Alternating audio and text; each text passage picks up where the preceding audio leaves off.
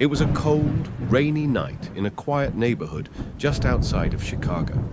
The kind of night where the streets are empty, the air smells like wet pavement, and the only sounds are the soft tapping of rain against windows and the distant rumble of thunder. Amanda was 17 years old, a calm, soft-spoken girl, responsible beyond her age. She had babysat for the Johnsons many times before, and they trusted her completely. Their kids adored her. Every time she arrived, they ran to the door with big smiles. That night, Mr. and Mrs. Johnson were heading out to dinner and a movie, a rare night out without the kids. They asked Amanda to stay until midnight. It was a familiar routine, nothing out of the ordinary. The house was large, but warm and welcoming. The living room lights gave off a soft yellow glow, and the fire crackled gently in the corner. After putting the children to bed upstairs, Amanda settled on the couch, made herself some popcorn, and started watching a movie. She loved horror films, especially the old ones that weren't too gory, but full of suspense. Outside, the rain began to fall heavier. It pattered against the windows and made the world outside look blurry, like everything had melted together into grey shadows. At 9:20 p.m., the house phone rang. Amanda paused the movie and picked it up, expecting to hear the Johnsons checking in. But no one spoke. For a moment, there was just silence. Then, breathing. Slow, uneven, close. And then a voice. Calm, dry, like someone who had been sitting in the dark for a long time. "Why haven't you checked on the children?" Amanda blinked. "Who is this?" But the line went dead.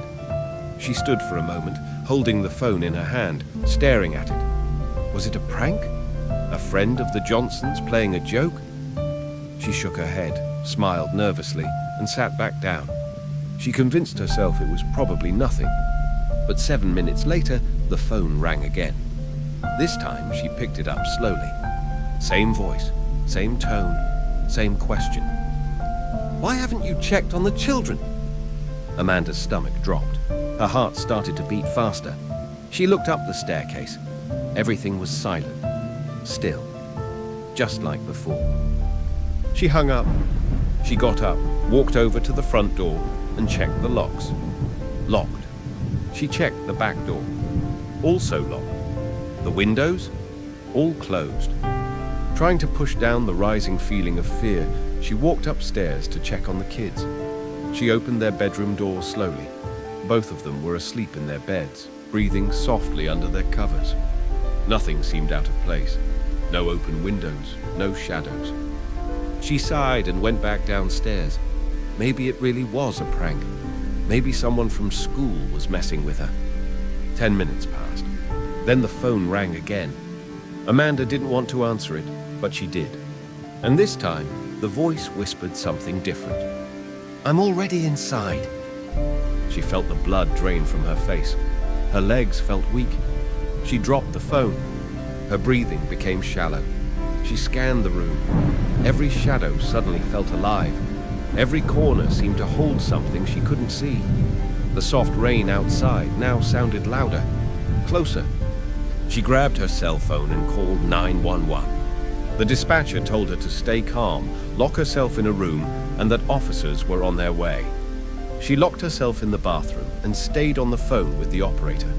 Every creak of the house felt louder.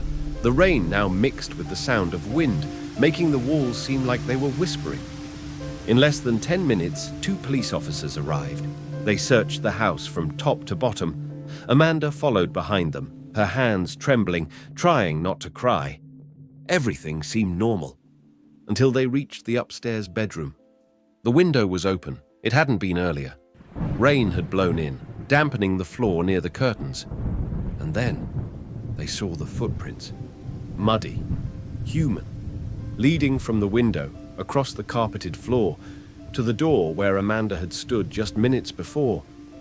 But here's the thing. The children were still in their beds, still asleep, still breathing. Whoever had come in hadn't touched them.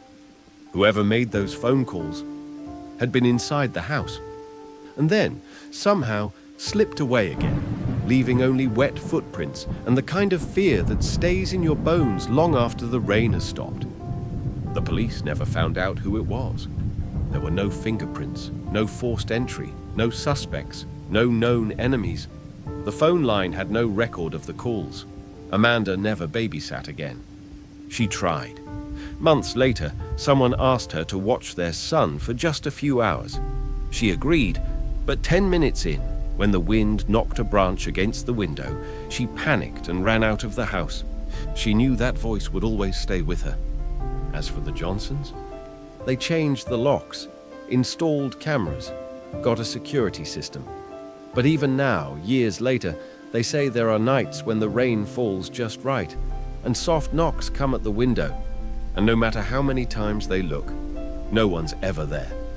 So now, they close the curtains early. They turn on every light, and they never, ever ignore a phone call. Some say it was a stalker. Others believe it was something else. Something that didn't want the children. It wanted her to know it was watching. And it wanted her afraid.